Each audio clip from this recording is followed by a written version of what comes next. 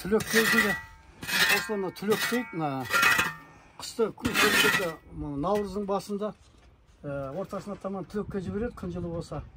Түлек дегеніміз сол, осындай шағын қора жасап, балақ бауын бәрін сыпырып алады да, бүркітті бос жібереді. Суын қойып, тамағын тастап отырады күнделікті.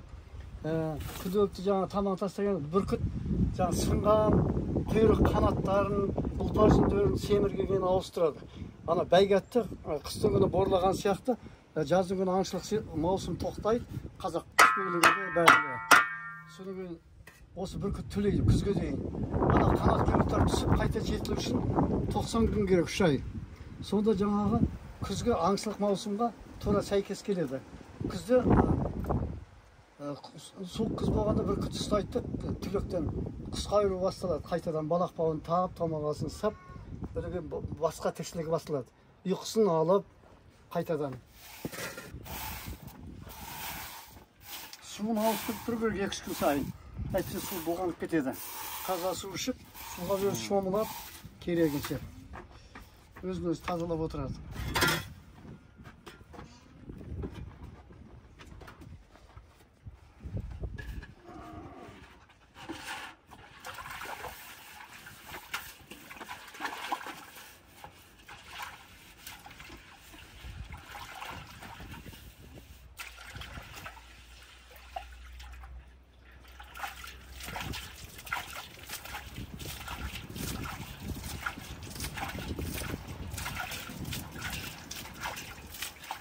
Енді ең қиыны бүркітшінің болса, жаздағы түлек кезінде ет табылмай, кейде ашық қалады.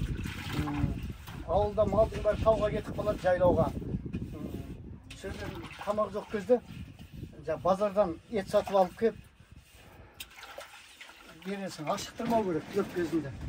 Құс ашық болса да ойдағыдай түлемей қалады. Түлектерге қатты көңіл бөлу керек.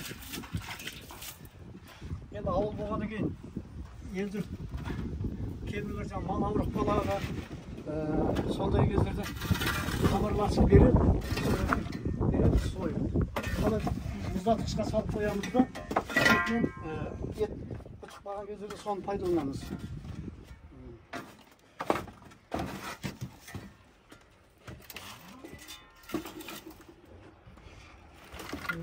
Сондай машақаты бар енді. Жаздайға қиыншылығы көп енді. Тышқан аулап кетесің кейде аңыздарыңыздан. Әне су құйып саршынақ тышқан. Қазір саршынақ тышқан да аз. Жоқ болып кетті, бұрындары көп еді. Аңның бәрі азайды ғой қазір. Дәрінің кесірінен баға? Сол енді. Әртүрлі жағдайлар болып жатыр ғой. Дәріден, басқадай ауру келеді бұларға да. Тышқанға да, барлық түлкіге де ауру келеді. Бір жылдары қырылып қалады. Сол бүркіттің ең қиын кезі осы мына жаздың күнгі. Самал соғып тұр. Бұрынғы қазақтар жаз жайлауда, қыс қыстауда болып, жайлауда аяғынан арқандап қойып, судың жағасына түлеткен. Жайлауда суыр көп, малдың еті көп, бүркіт жақсы түлейді ғой. Ана қарғадай болып түледі дейді ғой. Анау қатты семіріп түлеген кезде күздің күні бүркіттің жүндері жылтылдап, әртүрлі жаңағы әртүрлі түске кіріп өзгеріп тұрады, құлпырып, жүндері жылтырап әйбат болып, жақсы түлеген бүркіт. Жақсы түлеген ол қыста жақсы пайдалы. Мұздамайды бүркіт. Етті болып қайылса, аңға да түсуі, шуы әлсіремейді, суықтады. Осындай.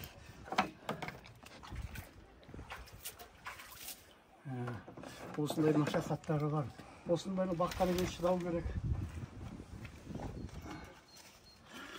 Міне мынау жаңағы түлектегі тастаған құйрық қанаттар, мына сынған шалғысы.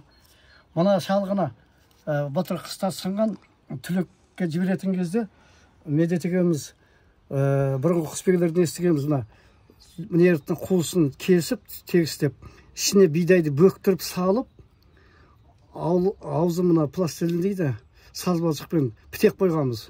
Сол кезде жаңа мына бірнеше күннен кейін бидай ішінде өнеді екен да, мына ішінде ауа бар ғой, тіршілік бар. Мына жақтан ауа кірмей тығындаулы сыздап тастайды мына құйрықты. Міне соның дәлелі мынау. Өткенде Медет екеуміз жасап мінекей бүгін түсіпті. Кеше түскен болу керек. Міне осы мынандай жерден кесіп тастап, мына сынғандарды қуысына келтіріп, ішіне бидайды суға сап өндіріп қояды. Бір-екі тал бидайдан, 3 тал бидай ма сыйғанша ішіне жіберіп, аузын бітеп тастаса, сазбалшықпен. Содан жаңа бидай өнген кезде мына сыздайды өзі тастайды. Әйтпесе бұл тастамай қою мүмкін. Кейін әбден кеш тастауы мүмкін күзден күні. Деген құс қайратын кезде тастаса, бұғанат жетілгенше тағы 3 ай күту керек. Сол үшін жасанды қолдан түлету дейді, жаңағы осыны айтады. Кесіп, неке дәлелі. Сонда мен түсінбей тұрғаным аға, мынау сонда бүркіттің сынған шалғысы. Шалғысы мынандай сынған ғой қыста. Соңын ол сынған қалпымен жүре береді бұл. Кейбір бүркітті тастамайды. Мысалы мынамда міне тастаған ғой. Сол тастамайтын сенімсіздеу болса, түбінен кеседі, мына қуыс жағынан. Міне мына. Тұр ғой міне. Міне мына кескен. Мына кесіп тастаған жағы, мына осы міне өзінікі мынау. Сөздің дәлелі болу үшін, мына сынған шалғыны өстіп кесіп жонып, қуысына бидай тығып. Сонда мен мынауға, мынау бүркіттің өзінде тұрған кезде ғой? Иә, тұрған кезде. Тұрған кезінде бидай тығасыз ба? Тұрған кезде, иә, тұрған кезде ұстап, түлекке жіберетін кезде. Түлекке жіберетін кезде басқа уақытта болмайды. Соны мен мына сынғанды тастамаса, келесі жылы бұл кем болады. Шалғы ғой. Мына жерге дейін өсу керек бұл. Сол үшін жаңағы мына жерден кесіп, пышақпенен қиғаштап кесіп алып, ішіне мынау ішінде бүркіттің қанатында тұр ғой. Соған мынау ұстап құшақтап отырып, бір адам құшақтап отырады, ішіне бидайды тығып, жаңа аузын бітеп жібере салғанбыз. Соны тастапты мінекей. Мынау жаңағы бұрынғы кесілген құйрығы, осының жалғасы, шалғысы өзінің. Көрдіңіз бе мінекей? Міне өзі табиғи түрде тастады. Әйтпесе бұл тастамай ауыспай жүре беруі мүмкін күзге дейін. Әбден суық күзде тастауы мүмкін. Тастамауы да мүмкін. Мына сол үшін ерте түлетіп, осылай қолдан көмектеседі. Ал табиғатта ол өзі тастайды ғой ол. Сонда бидайдың өзін бүркітте жүрген кезде бидай өндіретін болып тұр ғой? Иә, бидайды өндіріп самасаң өнбейді. Өндіріп сағаннан кейін ол бөртеді ғой. Иә. Суға сап жібіткеннен кейін. Мына іші сыздайды. Мына қуыстың іші бидай толып. Содан кейін мына жерде ол қанаттың ішінде тұрады, қанаттың ішінде былай. Соны өзі тастайды, жұлып тастайды өзі. Мінекей. Ойлап тапқанымыз жоқ. Бұны біздің ата-бабаларымыз өз кезінде солай жасаған қолдағы бүркіттерге. Табиғаттағы бүркітті өзі тастайды, қолдағы бүркітті міне осылай кесіп. Сонда жағаға бидайды салу не үшін сала сонда бидайды? Бидай суға салған бидай өнеді да, мына ауа бітеу болғаннан кейін мынаны сыздатады ғой. Мына ішінде өніп, ауыртады, сыздап. Сол кезде мына өз қанатты өзі табиғи түрде өзі алып тастайды, жұлып.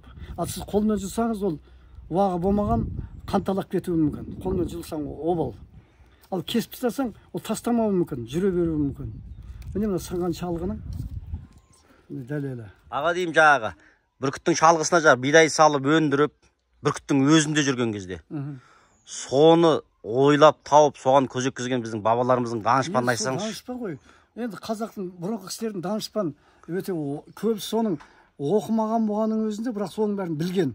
Қазір анау ғылымның зерттеуіне қарасаңыз, олардың жаңағы сәйкес келеді.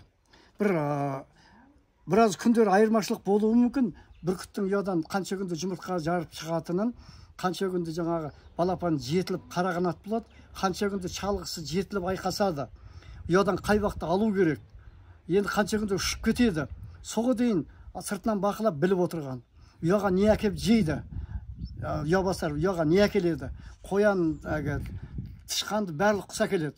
Ал енді жаңағы мықты құстар түлкінің күшігін, қасқырдың күшігін, еліктің лағын алып келеді. Соға дейін зерттеп, сол ұядан аңдып жүріп алған балапанды. Сол қиыншылығына қарамай өзінің баласын ұяға түсіріп, сол жанкештілік қой, былай қарасаңыз. Соның бар жаңағы құмарлықтан басталған. Мына бүркітті бітті. Қазір етін тастайын да? Етін тастайсың ба? Біткеннен бірақ тастайын. Бірақ тастайық, иә. Енді мынаны тастайық.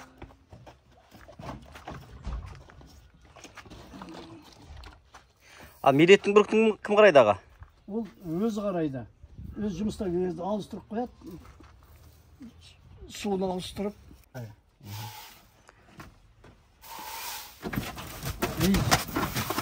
Отыр. Асау ұсып кетеді, осы қораға түлікке жібергеннен кейін өзінің қораға асау қалпын аңсап, қораға кейпіне қайта келеді. Бостандығын аңсап. Ұшқысы кеп, кеткісі кеп. Егер далаға шықса кетті. Сеткісі ашылып кетіп, шығып айырылып қалған бүркітшілер болған түлік кезінде. Мынаның саңғыры қаз екен аға, жаңағы бүркітке қарағанда. Мынаның саңғыры қаз екен. Әне күні тазалап бірақ жыл қойдым ғой алды. Есіктіге барып келген кезде. Есіктіге апарып келдім ғой. Ол күні бір тамақ берген деп қой. Сен келгенде бірақ түсірейік деп. Жалпы тамақты қанша күнде бір беріп тұрасыз аға? Енді 1,5 келеді ет бар болса тастайсың. Ол бір тойып жесе, ертең жоқ, бірсі күні бересің. Бір күн аралап. Ал енді сиеміз майлетке қатты тойса, 1-2 күн бермеу керек. Кейдегі майлеттер келеді, жаңадан сойған мал де. Сол кезде жаңағы қатты тойса, жемейді жақсы. Еттімен рәсі бар, тастап, сасып кетеді. Сол үшін жаңа сол тамағының өзін есептеп бересің ғой. Не құрды мүмкіндік болғанша жаңа семіртіп.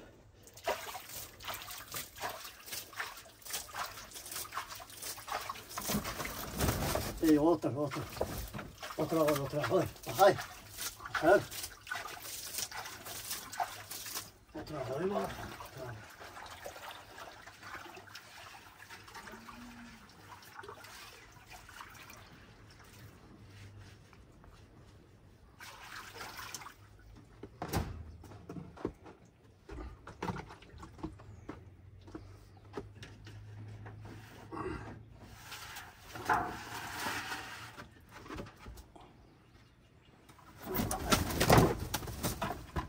Қанаттарын тастапты ғой. Өзі тастайды. Мынада үлпілдегін алып, жаңағы үкінің орнына пайдаланған. Бесікке тағады баланың.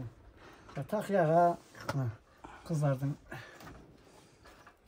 Бесікке тағатын болса, ырымдап маған беріп қойыңыз сонаға.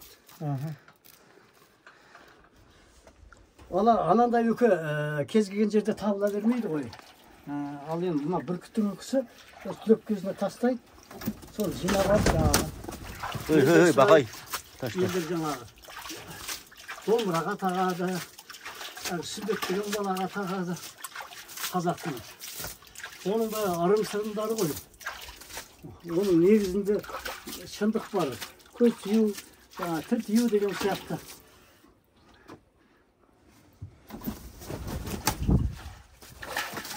Сол үкі жайлы Бақытберділхан ағамыз жақсы айтқан аға. Бақытберділхан аға бар ғой? Иә, білем ғой. Сол кісі жақсы айтқан мына үкі жайлы шы. Иә. Анау кейбіреулер әлгі шірік, ойбай, мұсылмандыққа келмейді деп неше түрлі көп қой қазір. Бақытберділхан аға жақсылап түсіндірген жаңағы. Құрт құмырсқаның түспейтінін үкі бар жерге. Ой, бұны асыл қасиет көп. Ата-бабаларымыз бұны тегін қастерлеген жоқ, қадірлеген жоқ. Бұл бүркітті. Бүркіттің қасиеті көп қой. Сол баласына ат қояды, бүркіт деп мысалы. Оның бәрі тегін емес қой. Сондай болса, осындай мықты болса, өжет болса, алғыр болса, қайтпас болса деп. Бұл бүркітте артқа шегіліп қайта қашып жоқ қой бұларда. Бір беткей. Иә, аңға ұмтылса, не алады, не қалады. Алсын. Барып, қайтадан қайтып кетіп қалу, қайтадан артқа кетіп қалу деген бұлардан көп болмайды ондай. Бұның жүрек тілігі, осы кішкентай несімен жүрегі бұның.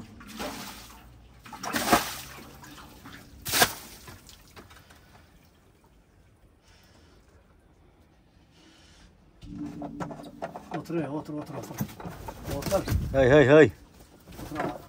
Koy. Ana usta gitti. Asal sıkmaladı mı?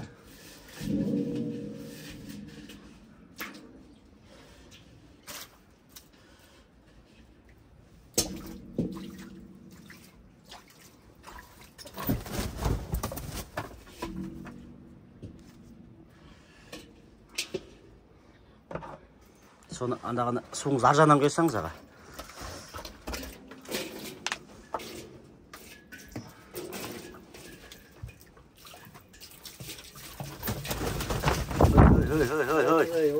Отыр.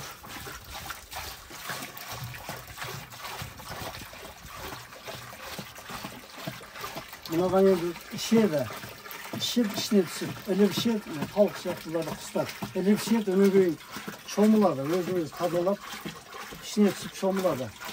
Құмсығынан іліп жатып ап, тұйықтарын сабалап, өнен кейін жаңа іліп жотасына құйып, өзі күністік кездерде өтеметер. Су құйған кезде ауыстырып қуанып кетеді. Таза су керек қан біледі.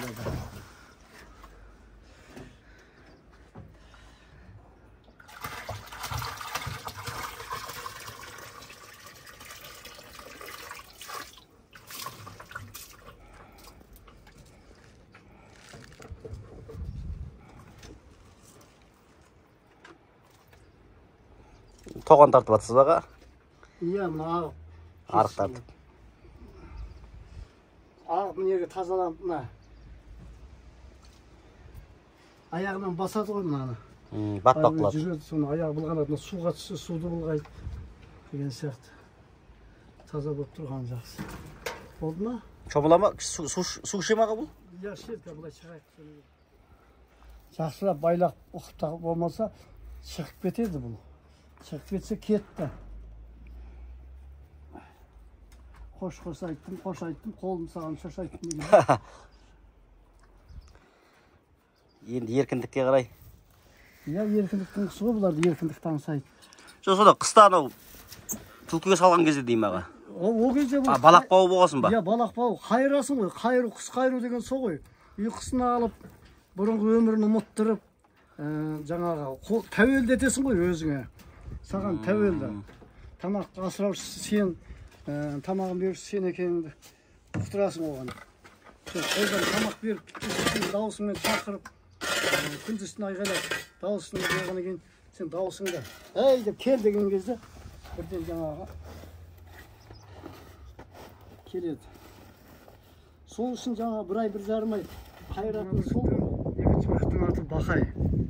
Өйткені Бақайдың құсы осылар. Осы Бақайдың төл құстары ғой, жергілікті. Осы жерден ұсталған бір кезде тормен. О, бірде көп жылдар бұрын. Сенің осы Бақайдың атын қойғанымыз. Бақай деп. Әгі ұстаған кезде бүркітке не ат қоярын білмей сасасың ғой. Ана айтқан келіп балақ ат қойған сияқты. Оғанда бір итің мүшесі сияқты алып келген кезде ат қоясың. Сол атқа үйретесің өзін. Дауыстап шақырып. Мінекей Бақай. Бақай таудың құрметіне қойылған. Өзі дана тауға қарап көз салып отыратын шығар аға анау. Баяғы кезде еске алып. Бірақ ұмыттырасыз ғой аға, иә? Иә, соны жылда есіне түседі, күзде ұйқысын алып қайтадан ұмыттырасың. Жаңа бүкіл бұрынғы өмірді. Ал бүркіттің тамағы келе жатыр.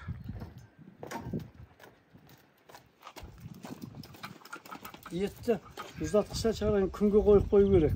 Мұзы еріп, сүйектерін чалып, сүйетін бірге бересің, сонда сүйекті де жейді, етті де жейді.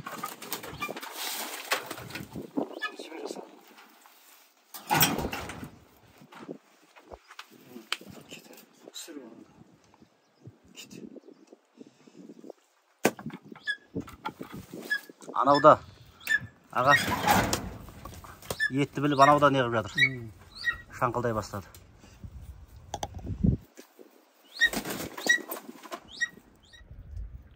Қанша уақытта жеп болады аға осыларды? Мына тастаған етіңізді бір күнде жеп бола ма? Жоқ, бір сағатқа жетпейді. Бір сағатқа жетпей? Кәміна қызғанып, бір жеп бір қарап отыр ғой. Иә. Сүйек бәрі шабылған ғой, еті мен сүйек бірге. әуре болмай тез жұта салады. Сүйегінде жұта ма бірге? Иә, бірге жұта береді. Мынау маған қайта қарап қояды қызғаным. Сүйек ана өзіне керек қой, анау тырнақ тұмсықтардың өскеніне, сол жетілуіне.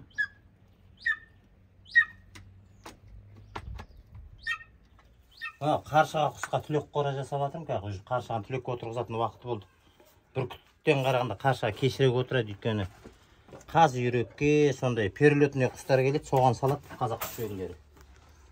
Содан кейін осы майға дейін отырғызып тастайсың ғой, кеш түлейтін құс қой өзі. Қаршығаның қорасы мынандай, жан-жағы алаң ашық болмау керек та, қанат құйрықтарын чақ келтірмейді. Қиратып тастайды. Сол үшін мынандай тегіс қылып қойсаң, қанат тиген кезде мына бүйтіп қажалмайды. Сеткаларда кіріп кетеді, сол қанат құйрығы сынады мынандай бүйтіп ілініп қалып. Сол үшін жабық көп істейді. Сонда қаршыға жақсы түлеп шығады. Бір мезгіл мына алып тұрады, бір мезгіл ғана күн түседі. Қалған уақытта көлеңке жер. Мұқа баламның қаршығасын Алла қаласа бүгін түлекке отырғызайын деп. Осы орадан бастаймыз ба? Осы ораға отырғызасың ғой, иә? Бұл бітпей тұр ғой қазір әлі. Есіктерін салу керек, мына маңдайын жабу керек, сеткіменечі. Бітсе бүгін қоя берем ба деймін, қаяқта жұмыстан қол тимей кетті.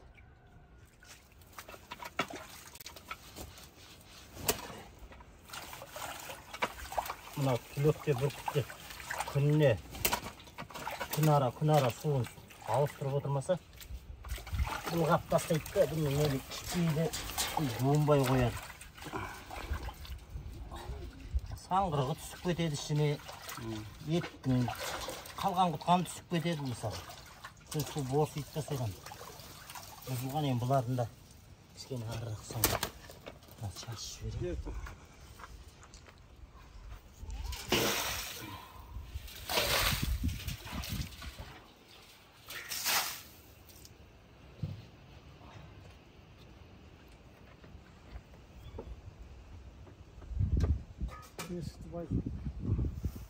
Жалпы бүркітті түлеткенде қорасында отырған түлек қорасын жаңа саңғырған, боғын, жеген артық тамақтар қалған құтқан алып тастап күнделікті тазалап отырмаса, ет құрттап кетеді мысалы жаздың күндері. Оны жеп қойса да бүркіт ауырады. Үнігі мына іші лас тұрса, бүркітке көп қазір мына аурулар келіп жатыр неше түрлі. Мысалы, қаншама құстар ауырып жатыр бүркітшілерге. Бізде Қазақстанда жаңа бүркіт саласынан құсбегіліктен жаңа ветеринарный не дамымаған ғой. Емін таппай қаншама құстар өліп жатыр. Өліп жатқаны бар мысалы. Сүйеліп шығып кетеді аяқ қолына, мына қораң іші таза болмаса, бұл өз таза еркіндікте таза жерде өмір сүретін құс қой. Енді табиғаттағындай табиғаттағы деңгейдегіндей бағамайсың ғой, бірақ сонда да қадір қасиетін кетірмейді. Таза ұстау керек та. Лас болмау керек өте қорасына. Аяғына, аузына сүйелдеп шығып, неше түрлі не болып кетеді мына бұлған іші отырған жерде. Суы таза, қорасы таза болса, бүркіт өзі күнделікті жуынып, суын ішіп, еркін несі түлейді. Мына енді бала құс биыл бірінші жыл түлеп жатыр ғой. Бірінші жылдар көп тастамайды бұлар түлекте. Майда шүйден ұлпа жүндерін тастап. Біздің өткенде кәлгі. Біздің шакал алған. Шакал алған құсың осы. Шакал алған бүркітім менің. Балапан. Тырнақ алдысы да биылғы жылғы өз несі сол болды ғой. Әдемі болды жыл, е? Енді. Бірден. Біріншісі шакалы болды. Бұйырса қасқыр аламыз осымен. Жүректі беттілігі ғой. Ей, мұна тұмсығына ұстап қалмасын тазының.